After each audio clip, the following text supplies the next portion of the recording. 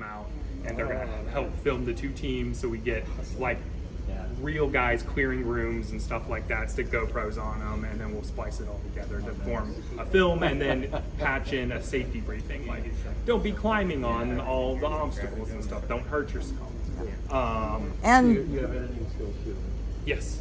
and the laser tag system that we're getting, hopefully, it's not the one we wanted because of contracting rules, but the one that we're getting, hopefully, it's going to be like a first-person shooter type game, but in real life. So, like, they can play the Call of Duty type games in real life. So you will be able to accumulate points and then spend points in game to get a stronger rifle or something like that. Like your rifle isn't going to change that you actually have, but it'll be able to hit harder against people's armors and stuff like that. And then we're hoping What a great idea. this particular system will then be able to put into a campaign mode. So at Halloween, we can have zombies in there with the sensors, and then you can fire back in a haunted house. Hopefully we'll be able to get all that stuff and get it done. It's on order. We're still waiting on it. But yeah, we'll go ahead and go in to the arena itself. So what you're going to see in here is we were given $100,000 for this project. What you see here is only $50,000. So we've done all this with $50,000. Yeah, plus the labor. All these, none of these are actually, T-walls. Oh man, they look like it. Yeah, they're just OSB and 2x12s. We initially, when we started painting, we had the zombies facing in, and we were like, man, this looks so good. And then we flipped it around, and it lost something. So we came up with a new mural, a blown out cityscape, and we just wanted to paint a really big glowing moon. Because it's awesome. That's awesome. And then now you get to see where all the furniture came in from. Did you tell them the backstory already? Of the two? No, not yet. Okay. The 55-gallon drums came from the prison camp. It's what their laundry detergent is shipped in. So they have to pay to have them recycled. And I was like, oh, I'll take them all. So we took them all. All of the cream colored and OD green crates, that is all the furniture. So it is all recycled armoires. These, all the cream colored ones, are all built out of the sides of drawers. So we really maximized and reused every ounce of stuff that we could. So then you'll see areas around here: Orexin Laboratories, HART, and Hazard Response Agency. So this all came out of the ability to have a backstory and do a film. Orexin is like our big bad umbrella corporation, if you're a fan of Resident Evil. That's our version of it.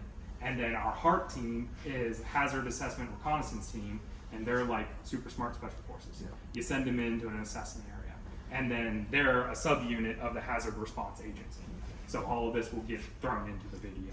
And orexin is the hormone in your brain that controls hunger.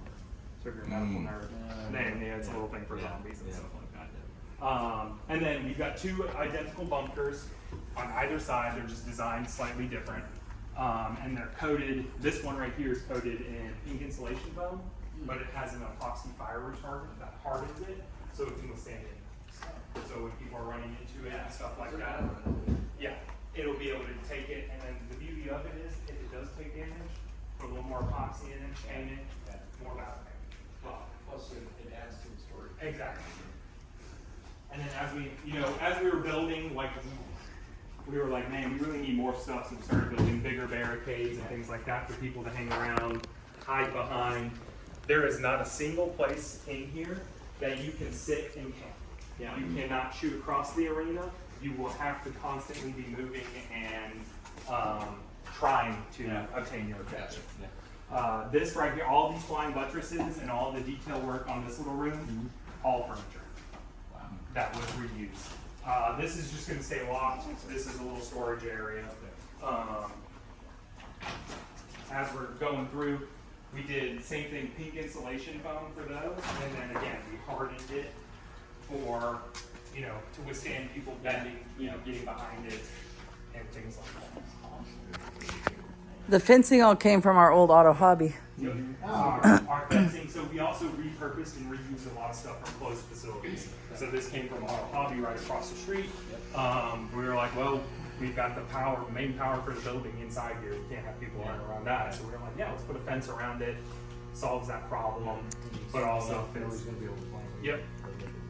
Exactly. And the 3D printed zombies. Yes. So we're 3D printing zombies to put behind it as well, like a little storage area. We're also doing, well, we'll get to the single container. All of the textures that you see in here, none of it, like I said, like the concrete walls, all paint work. The rust on all the corrugated metal, all paint.